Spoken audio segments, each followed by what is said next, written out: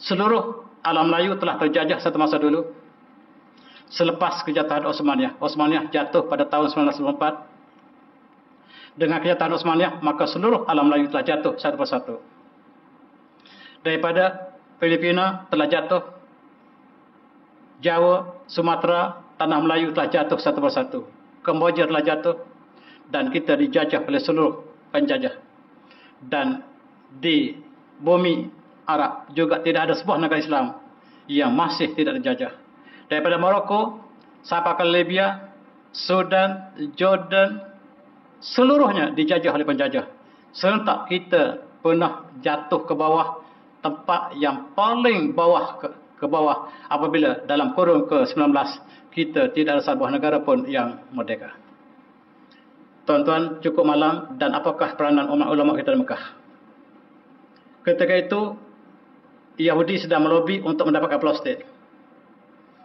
Kemudian mereka telah mempengaruhi Raja Mekah yang dilantik oleh Osmaniyah, iaitu Syarif Hussein, iaitu keluarga Habaib yang terpengaruh di Mekah supaya menentang Osmaniyah.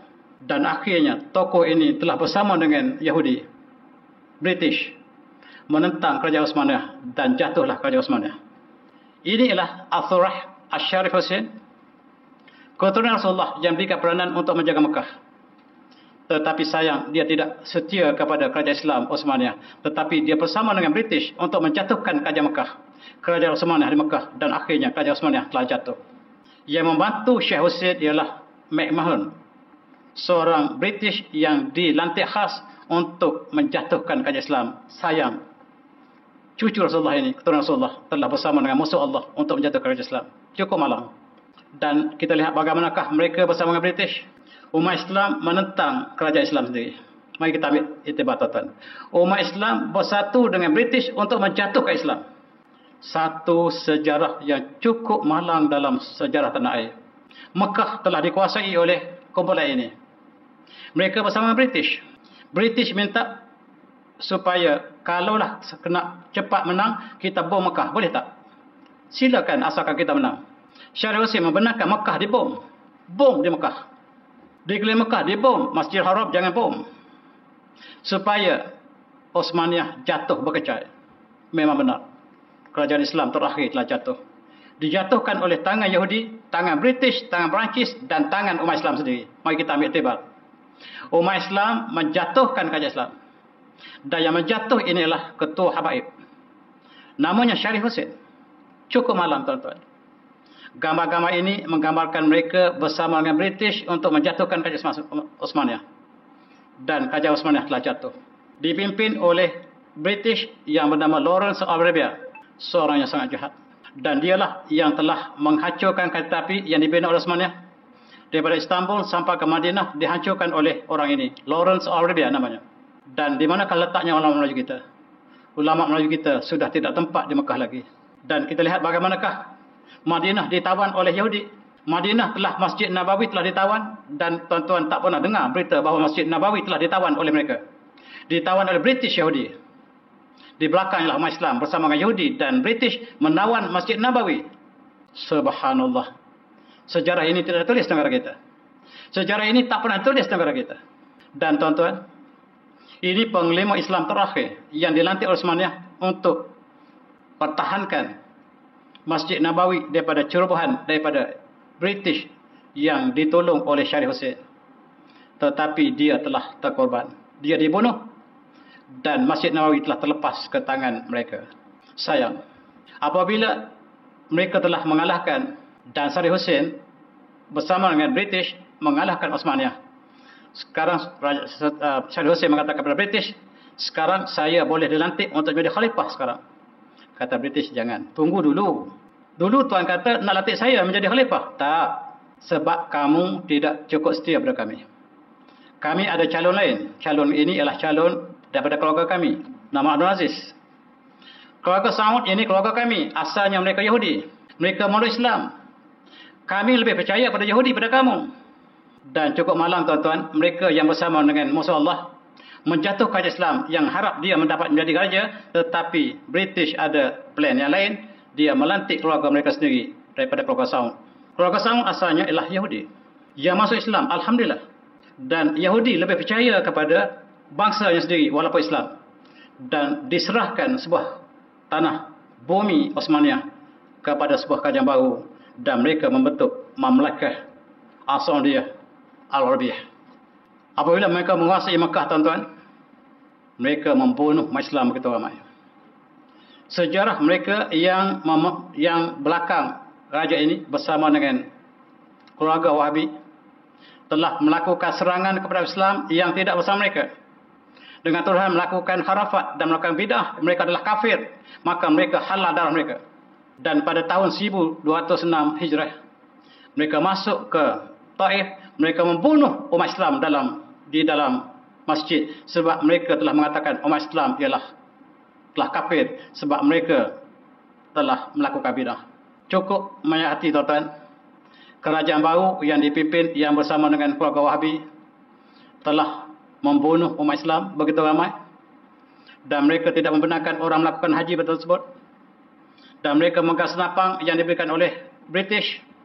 Keluarga Saud memegang British, senapang yang diberikan oleh British cukup malang, tuan-tuan, dan senapang ini diacu pada umat Islam sendiri.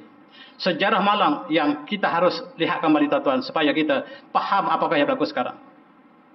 Dalam konteks ini kita lihat, inilah wakil Osmaniyah yang terakhir yang dihancurkan oleh keluarga Saud yang baru bersama dengan British dan Yahudi di belakangnya. Dan tuan-tuan, ini ialah penasihat kepada Sultan Aziz yang pertama Saudi. Namanya Shakespeare.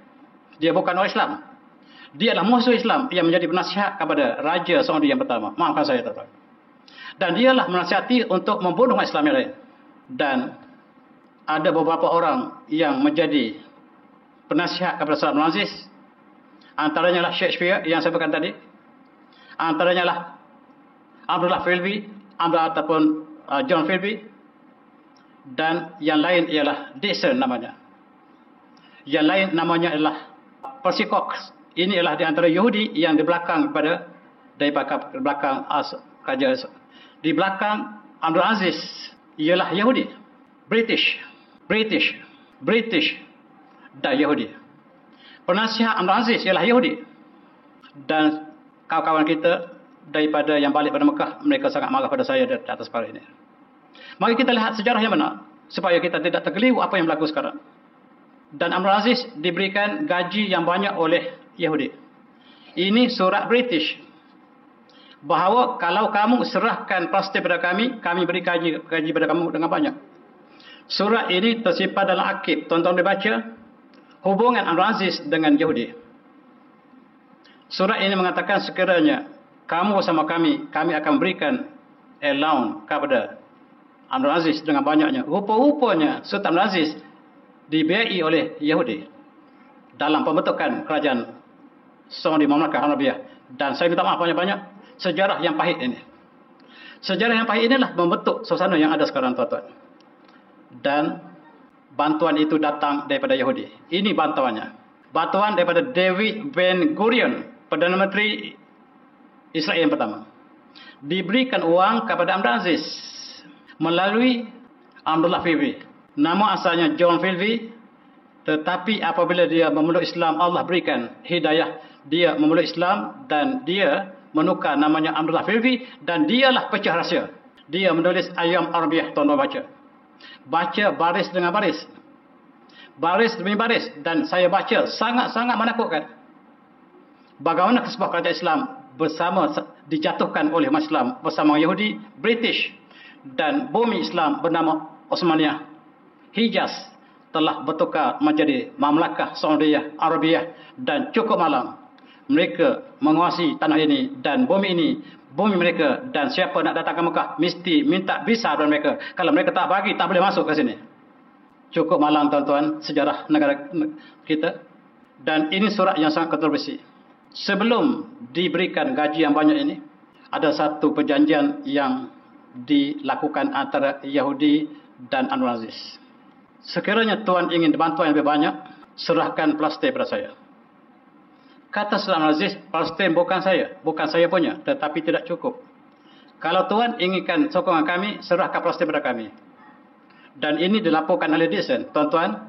Dixon yang bersama dengan antara kejadian itu berlaku di antara Yahudi dengan Abdul Aziz, mengatakan bahawa kalau begitu saya tak ada masalah. Dia tulis surat ini, tuan-tuan. Dengar betul-betul surat ini. Dan kalau kita baca, dan tuan-tuan inilah sendiri. Surat di bawah ini, yang di bawah ini tulisan tangan Dua Sultan Aziz. Bismillahirrahmanirrahim. Ana Sultan Abdul Aziz bin Rahman Ali Parson Ali Sound Akor wa taraf Alfa Maratin Lisa Percy Cox Mandu Bertolini Anzma La من عندي من إعطاء فلسطين للمساكين اليهود أوريهم كما ترى بريطانيا التي لم أخرج عن رأيها حتى تصح ساعة. Saya tak takut, saya tak mau terjemah, tuan-tuan. Kalau saya terjemah, saya sedih. Tuan-tuan cari penterjemah dan terjemahlah dan pahamilah apa yang maksudnya. Ringkasnya, saya serahkan Palestin kepada Yahudi sampai hari kiamat. Saya tak boleh pergi lagi. Barangkali kita berhenti di sini.